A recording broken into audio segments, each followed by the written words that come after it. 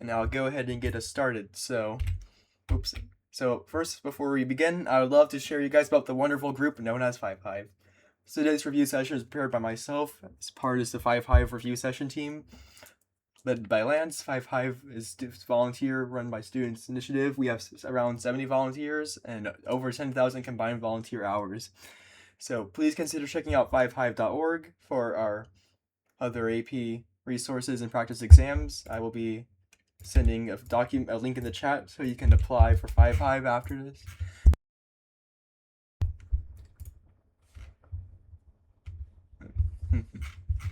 One minute.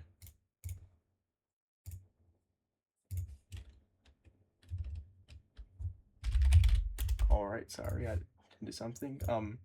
So yeah, I highly suggest you consider checking out the website and also applying to Five Hive. We are not affiliated with College Board. All right, does anyone have any questions before we begin?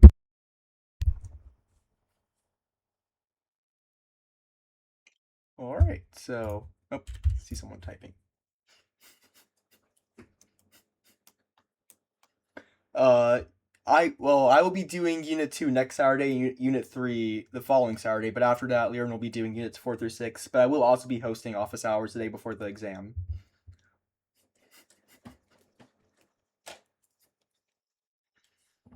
Mine will always be at 7, yes. I mean, I've never done AP. I think Gov would be a little easier just based off, I don't know, but I mean, that's not completely true, but it really depends on teachers, and I think a lot of the reason why I like Gov a lot, I did good because I like Gov already. Like I knew when I was young I wanted to take. The Gov is the most difficult. That's a tough, but I will say Unit 2 is the biggest, so you do have to do a lot of that for. Unit 1 is also hard. We're doing Unit 1 right now. So 1.1 ideals of democracy. So our American government is based off the ideals, natural rights, social contract, popular sovereignty, and limited government. So natural rights, very similar to human rights. Does anyone know what Locke's 3 natural rights were? John Locke? Life, liberty, property. Yes, very good. Life, liberty, free. No, it's life, liberty, property. Very good. So you might have recognized the life, liberty, and happiness that Thomas Jefferson used in the Declaration of Independence. Who says a person? Yep. And social contract. So we people, it's the idea that we give up some of our freedoms, not all, some, to maintain social order. And if social contract is violated, we have the right to overthrow the government. Supposedly, I'm not sure if anyone actually tries to do that. Popular sovereignty. Basically, we, the people, allow the government to govern us, not the other way around. And limited government. Government can't do whatever. There are some limitations. So the foundational documents in this foundational documents in this course, such as the Declaration of Independence, the Constitution, provide examples of the social contract as well as a blueprint for our overall American Republic. So in this quote from the Declaration of Independence, governments aren't instituted among men, and governments are instituted among men, deriving their just powers from the consent of the governed. So does anyone have any questions about 1.1?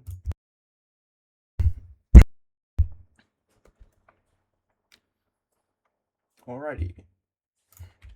1.2, types of democracy. So we are a representative democracy, and there are 3 main forms: participatory, pluralist, and elite. So it's pretty self-explanatory.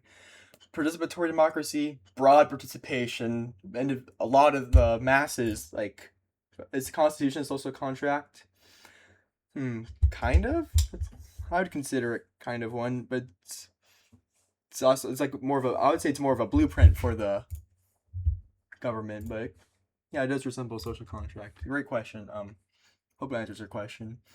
Well, pluralist democracy is more of group-based. Like, participatory is more like how we individually vote for the president. Well, pluralist is like factions, congressional committees, and elite democracy is basically just elite, limited participation. So, could you guys please tell me an example of what you would consider elite democracy in America?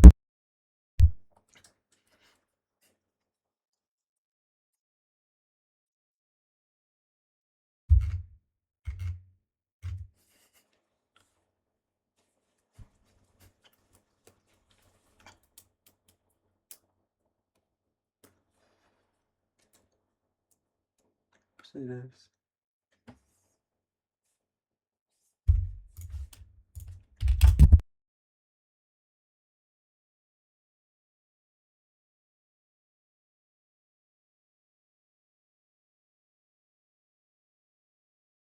Okay, I'm seeing some good things.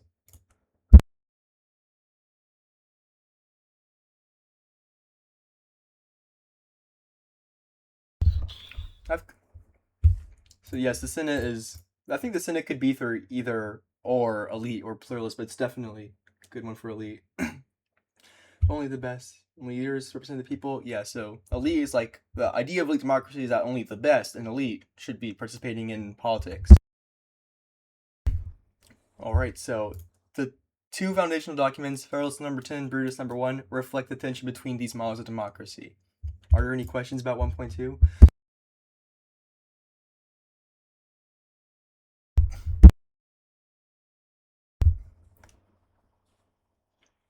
A little more depth in participatory and pluralist. Okay, so participatory, as I said, is broad, like the individual people actually, like numerous, like almost everyone getting individually involved in politics. I think the best example is like voting for your local, state, national levels. I, petitions, I would say, would also be part of that. Well, uh, memorize. You should. It's not really like a memorize thing. I think it's more applying these for test questions. Oh, bro, you mean? Oh, sorry. Memorizing Brutus 10. You do not need to memorize the foundational documents word for word. Just what the main ideas are of each document. In the case.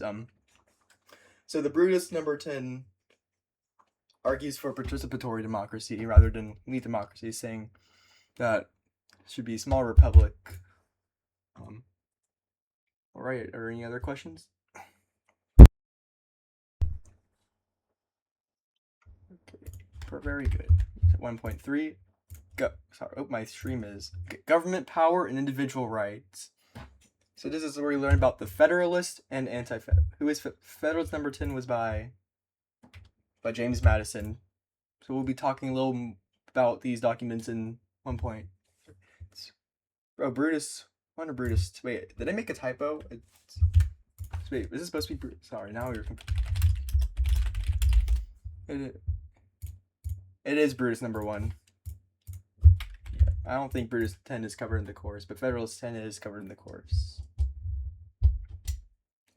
Okay, Brutus Number 1. So, the Federalist and the Anti-Federalist. The Federalists supported the ratification of the Constitution as well as a strong and central government. Anti-Federalists, just what it sounds like, they oppose the Constitution and they'd rather the government power be centered in the. Federalist Number 10 is talking about Federalist Number 10 kind of it's more like how and factions were not ideal by any means, but in a large republic would be the best setting for factions, or the least worst, if you will. So that's what James Madison argued in Federalist 10. Factions diverse and the best, or least worst, in a large republic, as the Constitution is providing. This quote makes it less probable that a majority of the whole will have a common motive to invade the rights of other citizens. So Brutus 1 was written by the Anti-Federalist. Okay, your memory's getting better. Perfect. So popular democratic theory. So more like participatory. In a republic, the manners, sentiments, and interests of the people should be similar. If this be not the case, there will be a constant clashing of opinions, and the representatives of one part will be continually striving against those of the other. Do you guys have any questions? I'm a little rusty on Brutus myself, so it's good for me to been able to research this a little more. Okay, perfect. 1.4. Challenges of the Articles of Confederation. I see someone typing.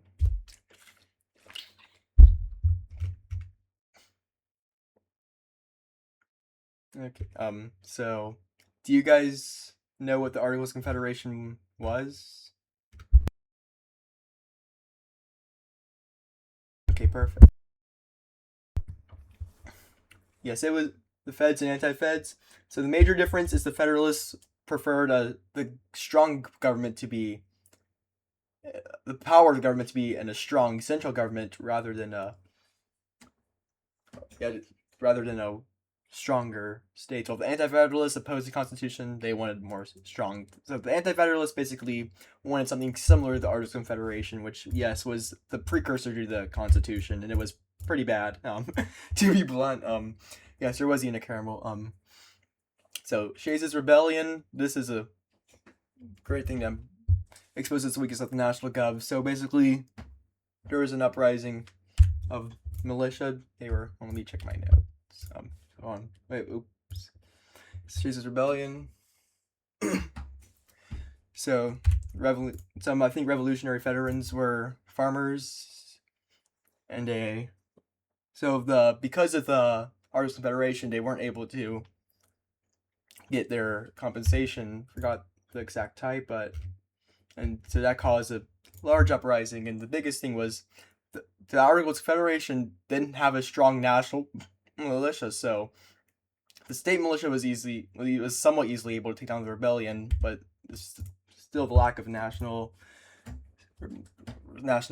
militia proved that the Articles of Confederation was weak and they needed a stronger national government. There was no executive branch and no president, so this made it very difficult to enforce taxation, for instance. There was a Congress, and duties did include things like settling disputes among states, conducting foreign affairs. Yeah. And there was also a national court system, ability to regulate interstate commerce. Still a pretty weak system, pretty bad. Boo. Any other questions?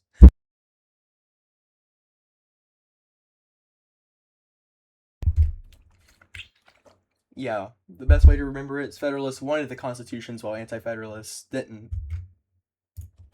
Alright, 1.5, ratification of the U.S. Constitution. So there were two plans, the Virginia plan, New Jersey plan. So the Great Compromise of the Constitutional Convention was the system we have now, and was that's a nice chart, very handy. So in the Great Compromise, there was a bicameral legislature. Does anyone know what bicameral means? Yes, very good. Two houses. The lower chamber, the House of Representatives, and the upper chamber, the Senate. So while the House of Representatives was represented based on state population, so depending on the people that the census taken every year, 10 years, sorry, depending on the people would be how many seats, would be proportioned. Each state was guaranteed one, while the Senate was 2 senators per state. So there's a compromise between both. So the Electoral College. I'm sure the Electoral College is not an actual college. I'm sure a couple of you guys may be thinking that, but it's not. So it's where electors will vote on the president rather than direct popular vote, and this was added to ensure that big states just didn't dominate the voting, or that was their logic back then. Some other stuff. Popular vote does matter. So how it should be at least is the electors will go based on the popular vote. That's how they'll vote for it. And it's can you play for Electoral College? No, you guys will all be declined. I don't think it's on the Common App. I would not want to go to the Electoral College. That sounds terrible. So the race to 270 may be hearing on the news every 4 years. Currently, you need whoever gets 270 electoral votes becomes president. Yippee! So the 3/5 compromise. Enslaved African Americans were counted as 3/5 as a person for representation purposes. This was to appease southern states. A lot of southern states had a lot of slave owners, and they wanted them to count for representation for their states getting more seats in the House of Representatives. But the North didn't want that, so the 3/5 compromise was self-explanatory. When it says electoral vote on the president, I may be wrong on this, but I don't think electors can be representatives. Like, I'm pretty sure governors choose who the electors are. I may be mistaken. Actually, how does the governor choose electors? So, yeah, I'm pretty sure the governor chooses who the electors are, but it can't be just anyone. I know there are some limitations. That's a great question. So the Bill of Rights, you guys probably heard a lot, more so in Unit 3, but it's important to talk about a little bit now. These were the first 10 amendments, like freedom of speech, right to bear arms, etc. So these were added to peace anti-federalists. So is the Constitution written document? It's just one document, yeah. Bill of Rights. Like the anti-federalists were worried that like, oh, the Republic, there's no one's gonna have rights. So these were absolute rights that listed to make the anti-federalists feel a little better. Yes, amendments are the additions, like they have been added over time. So, do you guys have any questions?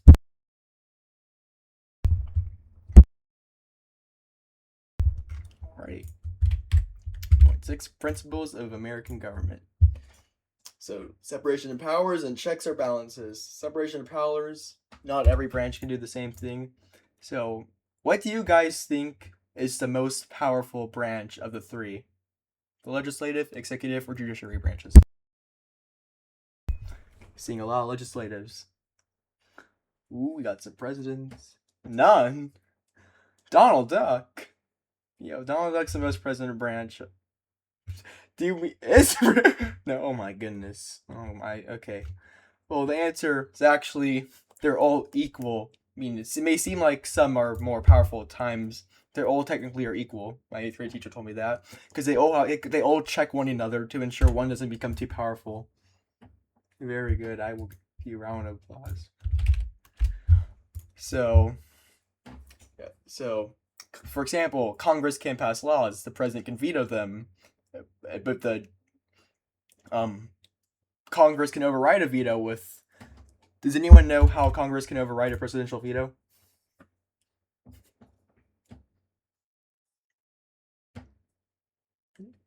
Yes, 2/3 majority vote in both chambers, supermajority. However, the judiciary, as it stated, it is like it's true that they don't have enforcement power, but they can strike the law unconstitutional if they deem it. Separation of powers and checks and balances. They create access points for institutions being able to influence public policy, of course. So Federalist number 51, written again by our good friend James Madison, who is shorter than me for once. He explains the checks and balances, how they prevent abuse. If men were angels, no government would be necessary. Do you guys have any questions? He was 5'4", I'm 5'6", which I count as a win. They press a big red button to ram arm stamps next on the veto over the veto. Can we get a fact check on that? There'd no be need for check. That's you're shorter than James Madison. It's okay. We love our short kings. Alright, 1.7. Oh my goodness, this is wrong. Relationship between the states and national governments. So this ties back into federalism. Actually, wait, no. Okay, so let me just say, federalists should not be confused with federalism. Just heads up. So federalism is how the federal and state governments share their powers. Is it hard to override a veto? I would say yes, because that would require bipartisan compromise, and with our current goofy government, no, bipartisan compromise is practically thrown out the window nowadays. I'm actually writing for my intro to political science class I'm enrolling. I've been writing about how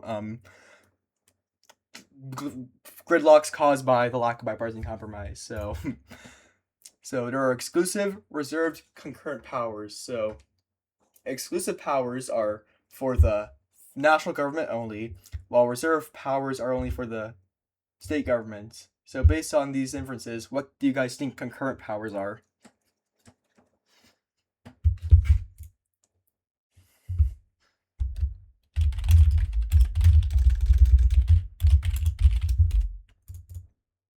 Is very... Oh, so repeating. Exclusive powers are for the national government only, while reserved are for states only, and concurrent is, yes, sharing is caring powers.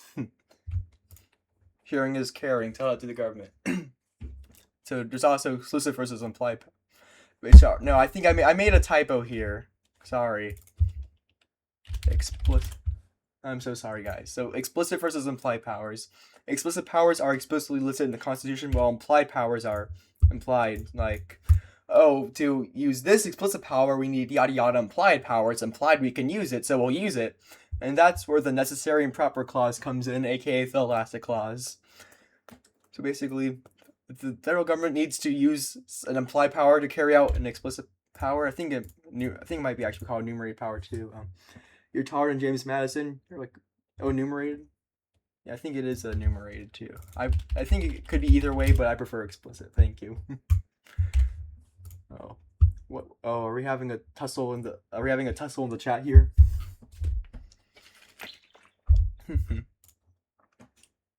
So the 10th Amendment are the reserve powers. So, like, if it's not listed, they go to the state as per the 10th Amendment. If they're not reserve powers, they go to the people. So the federal and state government share power between these four ways. So revenue sharing is what the states love. Yay! National funding, no restrictions. States can do whatever the heck they want. Block grants, yay! National funding goes to the state, minimal restrictions. Cargo grants, there is still national funding, but you have to use them on specific categories as outlined by the national government. Mandates, boo! States hate them. They're requirements, no funding, that states have to do. So, are you guys familiar with the carrot and stick method? I think that's what it's called. Unfunded mandates. Oh god. Categorical is like, it's like man, like they get the funding, but they can't do whatever the heck they want with them. So yeah, carrot stick, like the carrot like incentivizes, like, hey, we'll give you a block grant, but or categorical grant. Well, mandates like a carrot, like a stick. Yeah, pretty much that sums it up pretty well.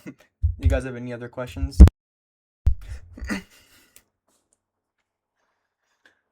Oh, no worries. So necessary and proper clause. So the enumerated powers are those explicitly listed in the Constitution, like the power to levy taxes, collect taxes. Implied powers are those that are not completely listed, are not listed at all, really, but it's reasonable to assume that the national government needs to use these implied powers to carry out the Constitution's enumerated powers, and that's where the necessary and proper clause comes in, giving them that privilege. I hope that explains your question. I will not be going over any. Actually, no, I won't. I mean, I do believe we are going to be working on website articles going over the cases in the near future. All right, 1.8. Constitutional interpretations of federalism. So the due process and equal protection clauses, I believe these are big parts of Unit 3. So basically, the national government can enforce protections people against the states. Commerce clause. This is in the Lopez case. With the necessary and proper clauses in McCulloch, Maryland. Congress, federal government power. They can regulate interstate commerce. Necessary and proper, as I said. Implied powers, being able to carry out enumerated ones. So the supremacy clause, self-explanatory. So the federal laws triumph state laws. So the order goes to Constitution, federal laws, state laws, local laws. So the court's interpretations of these laws will influence how they can be used over time. You guys have any questions?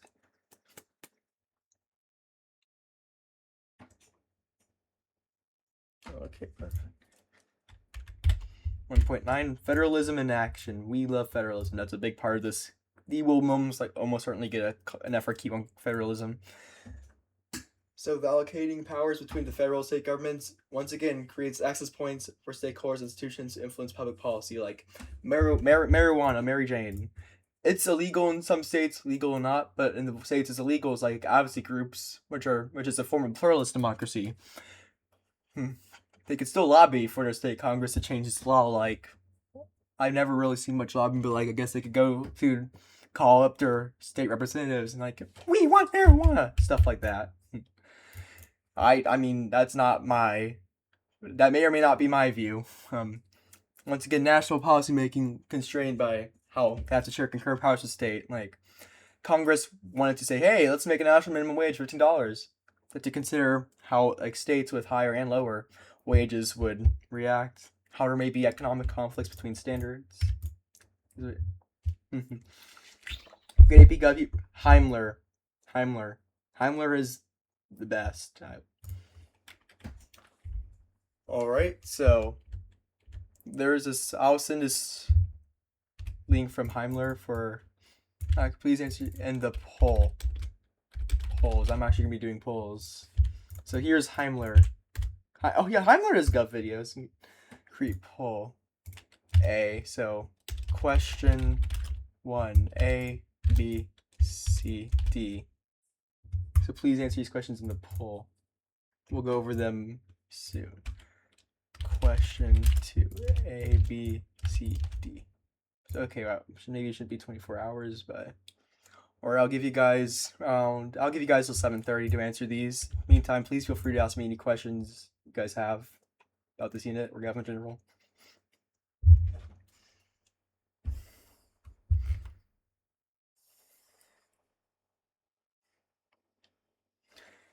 Interstate commerce is basically like, how do I explain this?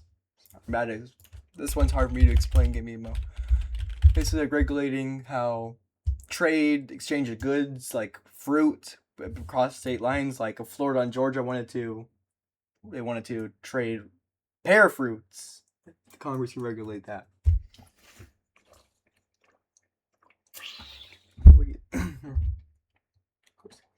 Okay, so once again, don't memorize anything word for word. The documents, you should memorize the main ideas, and I believe for the cases, you should memorize the facts, the holdings. Someone change their vote. The hardest part of the exam, I would say for most people, would probably be the FRQs. I feel like I would say the essay is kind of maybe one of the easier FRQs, at least for me. If you're gonna be wrong, at least stand proud. Yes, I agree.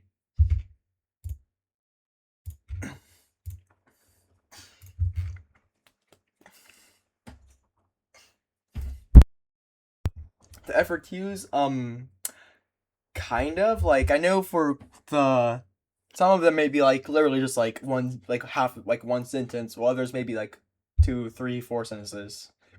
And yeah, the last one is an argumentative essay. The exam structure, so it'll be, I believe it's 50 or 55 multiple choice questions. There are 4 FRQs. And then an interest group. So an interest group is like people like saying, hey, it's people lobbying, like saying, hey, we have an interest in, like the NRA, the National Rifle Association, so they might like lobby their lawmakers in Congress to pass. Congress supposed to use a justification for expanding the powers. Yeah, that's great. Would be the most important thing we need to focus on when it comes to the cases. Definitely the background and the holdings and how it relates to the constitutional clause. Always the constitutional clause. Yes, I would say the interest group is pretty much similar to a faction. Lobbying, I think protesting could kind of be a form. I think lobbying would be more like calling up your local representatives or like maybe visiting them, emailing. What is 2? Oh, I'm not going over I'll be going over the answers in a minute. So, I'm sorry if I missed any questions, if I'm answering everything. Alright, I'll go over the answers. So, number 1 is B. You guys all got that right. Question 2 is pretty... 67%! Sorry. Okay, so question 2 is D. Only one person got that right, but that's okay. So, yes, I would say Congress could be classified as elite democracy, but committee would be more pluralist democracy since it's more of a group base. But it does tie into elite similarly.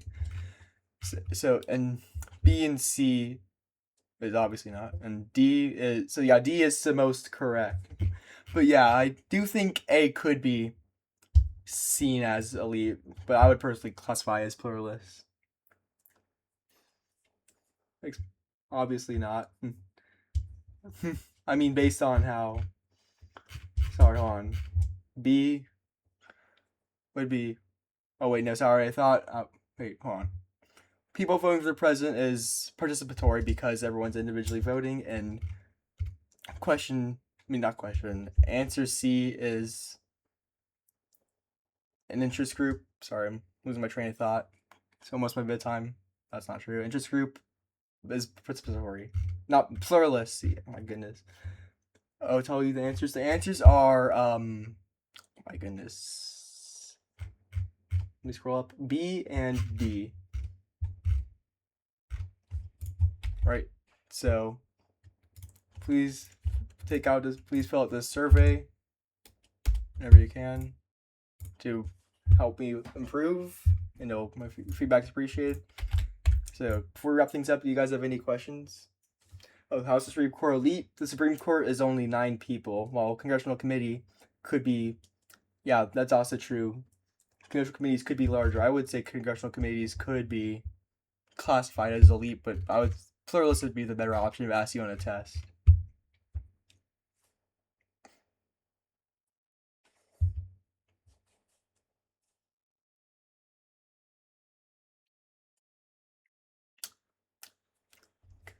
Elite is kind of. I mean, it's more so like less people having a say because it's Madison.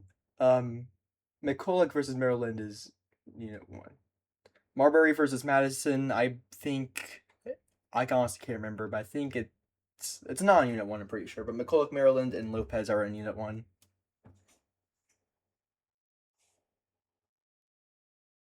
United States versus Loose.